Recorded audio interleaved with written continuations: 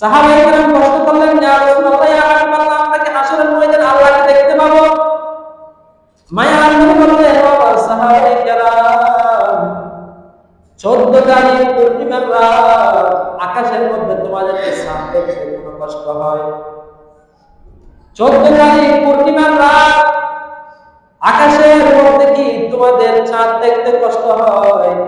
সাহাবায়ে কেরাম বলেন, ইয়া রাসূলুল্লাহ, ইয়া হাবিবাল্লাহ, না, 14 তারিখ পূর্ণিমার রাতে খোলা আকাশের চাঁদ দেখতে আমাদের কোনো কষ্ট হয় না। আমার নবী বললেন, ও সাহাবায়ে কেরাম, যারা ঈমান আমল নিয়ে হাসরের ময়দানে উঠবে, যারা রোজা রাখবে, নামাজ পড়বে, কোরআন তেলাওয়াত করবে, জিকির করবে, সমস্ত নেক আমল নিয়ে হাসরের ময়দানে উঠবে, তোমাদের যেমন 14 তারিখ পূর্ণিমার রাতে খোলা আকাশের মধ্যে চাঁদ দেখতে কোনো কষ্ট হয় না, হাসরের ময়দানে ঈমানদাররা আল্লাহকে দেখতে কোনো কষ্ট হবে না।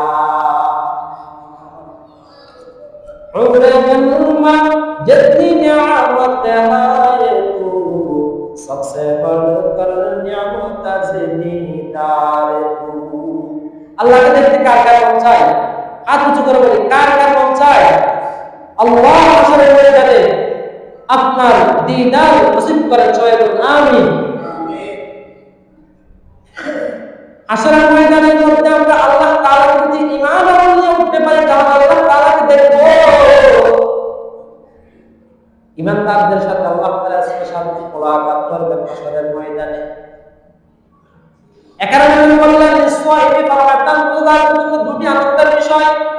ফারহাতুন ইনদাহি, একটা হলো ঈদের ভিতরের দিন, দুই নম্বর হলো ফারহাতুন ইনদা লিকাই রাব্বিহি, হাসরের ময়দানে আল্লাহর সাথে সাক্ষাতের সময়।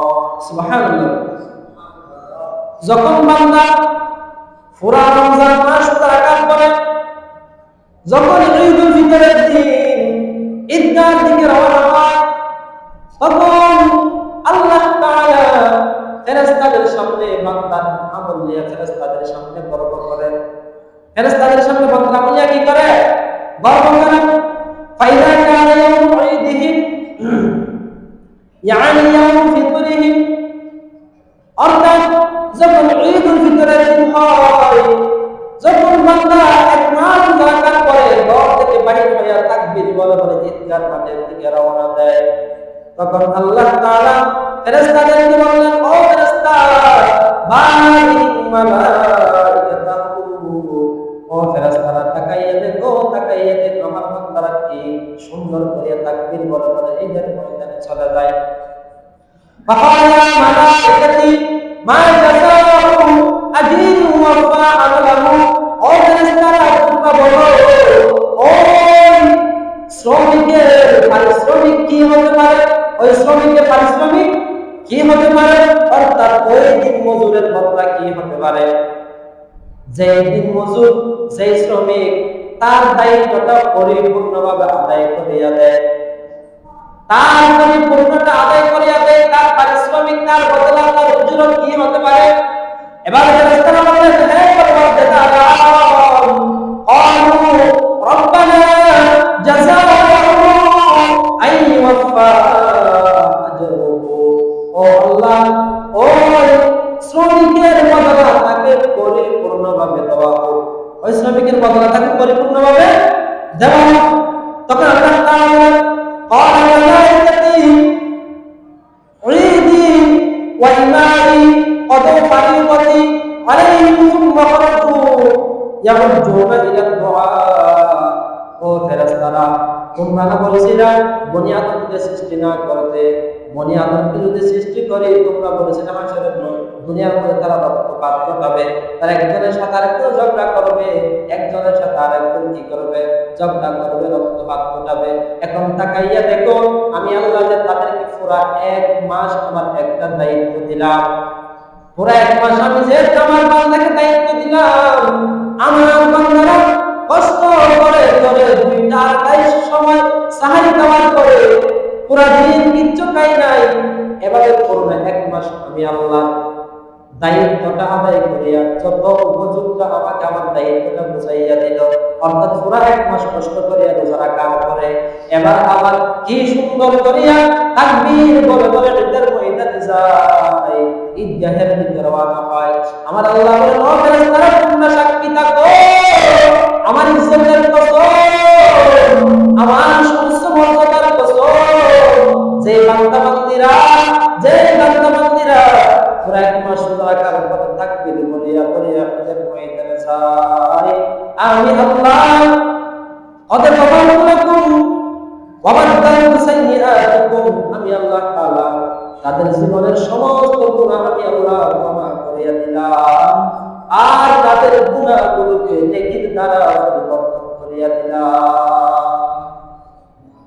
ইয়া ইলাহি তু মেরা রহমান হ্যায়, ইয়া ইলাহি তু মেরা রহিম হ্যায়।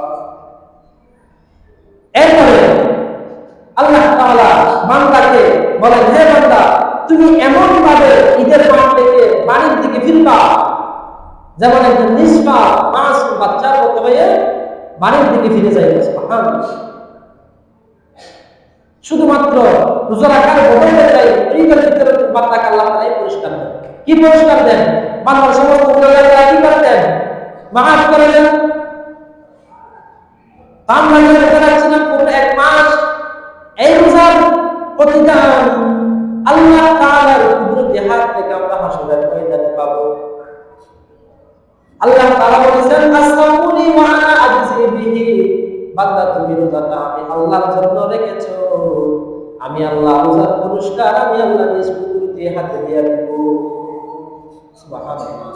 অর্থাৎ আল্লাহ বলেন রোজার পুরস্কার হলো আমি আল্লাহ নিজে হলো রোজার পুরস্কার। সুবহানাল্লাহ। রোজার পুরস্কার কি? স্বয়ং আল্লাহ। যারা বাইরে যায় হাসির মধ্যে তারা কোনো চিন্তা থাকবে, তার কোনো পেরেশানি থাকবে? মাল্লাহু মাওলা ওয়ালাকুম, মাল্লাহু মাওলা ওয়ালাকুম, যে ব্যক্তি আল্লাহকে সন্তুষ্টি করতে পারবে, আল্লাহ যার জন্য হয়ে যাবে হাসরের ময়দানে, তার কোনো চিন্তা পেরেশানি থাকবে না, সোজা জান্নাতে চলে যাবে। বেহেশতে তাআলা क्या जाने नबाशद कोसे रामा कोसे गाने नबाशद। তো সংক্ষিপ্ত সময় ঈদের ভিতরের দিন, আজকে আনন্দের দিন। দুই একটা বিষয় জরুরি কথা খুব ভালো করে শুনেন। আমরা আজকে সময় আনন্দ করবো না? রোজাদার হিসেবে রোজাদার আরো বেশি হয়ে যাবে, বেড়ে যাবে। তো আনন্দ করবো, এই আনন্দটা সাবধান, এমন ভাবে আনন্দ করবো যাতে শরীরের বাইরে না যায়। আমি আপনি আনন্দ করবো, শরীরের সীমানার মধ্যে থাকতে হবে, শরীরের সীমানার মধ্যে থাকতে হবে, শরীরের বন্ধুর ভিতরে থাকতে হবে। শরীরের বাইরে নিয়ে আনন্দ ফুর্তি উদযাপন করা যাবে না। মানুষের কিন্তু আনন্দ ফুর্তির প্রয়োজন আছে না নাই? আনন্দের প্রয়োজন আছে না নাই? শুধু কি 24 ঘন্টা ঘুমে দিয়ে তো কোনো মানুষ থাকতে পারবে না। একটু মাঝে মাঝে আনন্দ করতে হবে, আনন্দ ফুর্তি উদযাপন করতে হবে।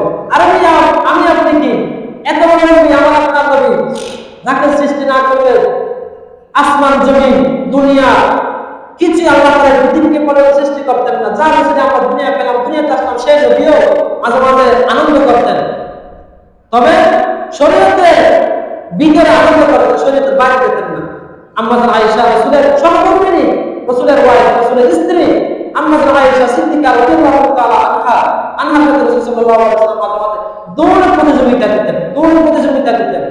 এই জন্য স্ত্রীর সাথে, নিজের ওয়াইফের সাথে, আপনার সহধর্মিণীর সাথে মাঝে মাঝে এরকম কিছু চিত্ত বিনোদন করা রাসূলের সুন্নাত, একটা আনন্দ মুখর সময় কাটানো রাসূলের সুন্নাত। এখন তো আমরা 35 বছর 20-25 বছর হয়ে বিবাহ করি না, ওই গার্লফ্রেন্ডের সাথে কি করি? অনেক আনন্দ করে, মজা করি।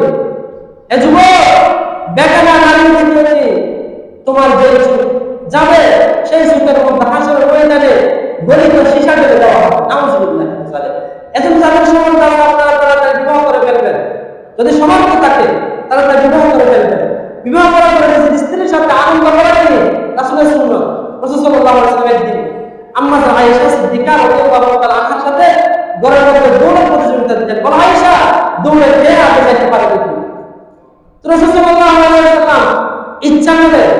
দুজন দৌড় প্রতিযোগিতা শুরু করে দিলেন। দৌড়ে যাইতে যাইতে যাইতে রাসূল সাল্লাল্লাহু আলাইহি ওয়াসাল্লাম ইচ্ছা করে ওই নিজের স্ত্রীর মনটা একটু কি করার জন্য, আনন্দ করার জন্য, ভালো করার জন্য পিছনে থেকে গেলেন। আম্মা আয়েশা দৌড়ে আগে চলে গেলেন। রাসূল সাল্লাল্লাহু আলাইহি ওয়াসাল্লাম বলেন, আমি জিতে গেছি, আমি জিতে গেছি, আমি জিতে গেছি। আয়েশা বলেন, রাসূল বলেন, হ্যাঁ জিতে গেছো তুমি, আচ্ছা ঠিক আছে। এরপরে শেষ বয়সে যখন আম্মা আয়েশা রাদিয়াল্লাহু তাআলা একটু শরীর মোটা হয়ে গেলেন, আবার ওনার আয়েশা চলে আবার প্রতিযোগিতা দিলেন। তা রাসূল সাল্লাল্লাহু আলাইহি ওয়াসাল্লাম আম্মা আয়েশা সিদ্দিকা রাদিয়াল্লাহু তাআলা আবার প্রতিযোগিতা দিলেন। শেষ দ্বিতীয়বার প্রতিযোগিতার মধ্যে রাসূল সাল্লাল্লাহু আলাইহি ওয়াসাল্লাম আগে বেড়ে গেলেন, আর বলেন, আয়েশা আজকে ওই দিনের প্রতিশোধ নিলাম। সুবহানাল্লাহ, কেমন নবী আমার! তো আনন্দ ফুর্তি করবো শরীয়তের মধ্যে থেকে, শরীয়তের বাইরে আনন্দ ফুর্তি করা যাবে না। আজকে আমরা আতশবাজি করবো না, আজকে আমরা ড্যান্স কথা বলবো, মোবাইলে গান দিয়া এদিক সেদিক ঘোরাফেরা করবো না। আমরা নামাজ পড়ার পরে খবর জিয়ারত করবো, মা বাবার সাথে ঘোরাঘুরি করবো, আত্মীয় স্বজনের সাথে কৌশল বিনিময় করবো। সাবধান, একজনের সাথে আরেকজন হিংসা বিদ্বেষ কেউ রাখবেন না। 1 বছর পর্যন্ত আপনার বাড়িতে আপনার ঝগড়া হয়েছে, সেই ইস্যু দিয়ে আপনি 1 বছর পর্যন্ত আপনার কথা